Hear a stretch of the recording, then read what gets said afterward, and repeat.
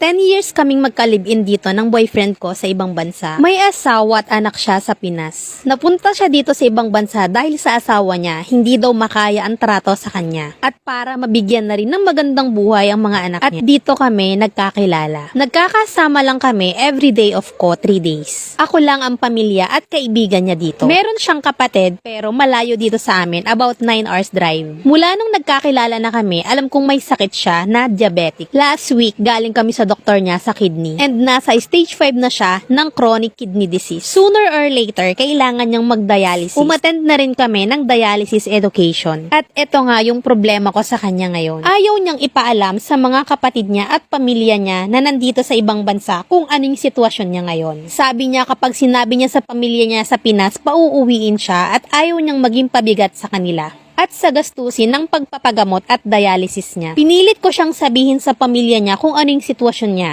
pero ayaw niya. Ayaw rin naman niyang maging pabigat sa akin dahil everyday magdadialysis siya, which is sa bahay lang siya magdadialysis. And after niyang magdialysis, pwede siyang mag-work sa gabi or gumawa pa rin ng normal routine niya. Feeling ko, mas gusto niya pang mawala na lang kaysa maging pabigat sa akin or sa pamilya niya. Binilin niya sa akin na kapag nawala daw siya, ipakiremate ko na lang siya at ipadala sa Pinas. Sabi ko hindi ko pwedeng gawin yon. May pamilya ka na sila ang magdedesisyon para sa'yo. Gulong-gulo at natatakot ako na mawala siya. Hindi ko alam yung gagawin ko kung kailangan ko bang ipaalam sa asawa or sa anak niya kung ano ang kalagayan niya ngayon. Hindi ko rin masabi sa pamilya ko kung anong sitwasyon niya ngayon tungkol sa sakit niya. Araw-araw dinadasal ko na sana wag siyang magdialysis at palagi na lang akong umiiyak. Sa ngayon, nire-ready niya ng lahat ang mga bagay-bagay na dapat na niyang ayusin. Kinukumbinsi ko siya na mag-dialysis kung ayaw niyang umuwi sa Pinas. At least dito, libre lahat ng gamot. Pwedeng sa bahay gawin yung dialysis. Pero sinasabi niya rin sa akin na ayaw niya rin maging pabigat sa akin at may buhay din daw ako. Sabi ko sa kanya kahit na masakit, gusto kong umuwi siya sa pamilya niya ng malakas pa. Everyday naman na nagchat-chat siya sa pamilya niya pero hindi niya masabi kung ano yung kalagayan niya. Alam nilang may sakit pero hindi ganitong malapit na mag-end stage yung kidney niya. Paano ba, Mami Len? Hindi ko alam kung paano ko kakausapin yung pamilya niya. Gusto ko sana kahit sa kapatid or sa anak niya lang sabihin. Pinipilit ko siyang sabihin niya sa pamilya niya yung sitwasyon niya. Ayaw naman niya. Palapit ng palapit yung araw ng check-up niya at sobra akong kinakabahan. Kapag nawala siya, ang sakit-sakit. Lalo na kapag nakikita kong inaayos niya ng lahat. Ngayon habang hindi pa sinasabi ng doktor niya kung kailan mag-start ng dialysis, ini-enjoy na lang namin yung araw na magkasama kami.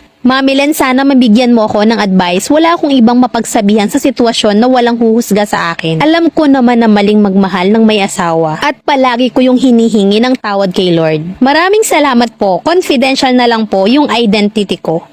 Grabe yung paninindigan niya na huwag talagang magpakita hanggang sa huling hininga. Dun sa part na yon medyo duda ako eh. Kailangan mong ipaliwanag sa kanya. May mga bagay talaga na kailangan nating harapin. At hindi natin pwedeng talikuran ng ganun-ganun na lang. Sa case ng boyfriend mo, 10 years kayong magkasama. May ramdam din naman niya sa sarili niya na ang laki ng pagkukulang niya. At sa tingin ko, dun na lumalabas yung takot niya. Nasa 10 years nga naman nakasama ka niya. Eh ngayon lang siya magpapakita sa pamilya niya dahil may sakit siya. Gusto niya bang umalis dito sa mundo natin na hanggang sa mautas siya ay nagkakasala siya, na hanggang sa ngayon ay hindi niya kayang harapin yung multo sa buhay niya. Mas masarap yung umalis ka ng may peace of mind. Kasi hindi naman basta aalis lang siya at may kambalik pa eh, di ka? That yung pinag-uusapan dito. Much better na kung hindi man magawa niya yung part niya, na hindi niya masabi sa pamilya niya yung condition niya. Much better na ikaw yung gumawa ng part na yon. Kahit nasa ikagagalit niya pa. Karapatan kasi ng anak niya at ng asawa niyang malaman yung tunay na nangyayari. And tama ka, hindi rin naman po pwede na ipadala mo na lang doon ng basta na abo na lang. At eto naman yung real talk advice ng Mami Len nyo. Ikaw dapat ang magsilbing tulay. Simulan mo sa asawa. Kayong dalawa yung unang mag-usap at kung ano man ang maging hatol niya sa'yo, yun ay tatanggapin mo. Then saka nyo kausapin ang mga bata. Karapatan ng asawa at karapatan ng mga anak niya. Kung may nagawa man kayong pagkakamali, ngayon yung pagkakataon nyong bumawi. Total, pinasok mo na rin naman yung buhay niya. 10 years din naman kayong nagkasala. Do kahit sabihin mo na alam mong mali ka pero tinuloy mo pa rin talaga. So siguro ibigay mo naman yung part na para sa kanila, sa asawa at anak niya. At kung hindi man maganda yung kalabasan, at least hindi ka inuusig ng konsensya mo na sana ginawa mo na na sana ganito, na sana ganun pala. Diga, mas mahirap yung magsisi ka sa huli. Kaya hanggat may panahon pa, wag nyo nang sayangin. Kung ayaw niya, ikaw ang gumawa. Mas masarap kasi sa pakiramdam na nagawa mo pa rin yung tama hanggang huli. Na ibinigay mo pa rin yung karapatan ng pamilya at anak niya. Wag naman yung ipapadala mo ay abo na. Dahil hindi rin naman natin alam kung ano talaga yung reason ba't napadpad siya dyan sa ibang bansa. Maaaring sige open siya sa'yo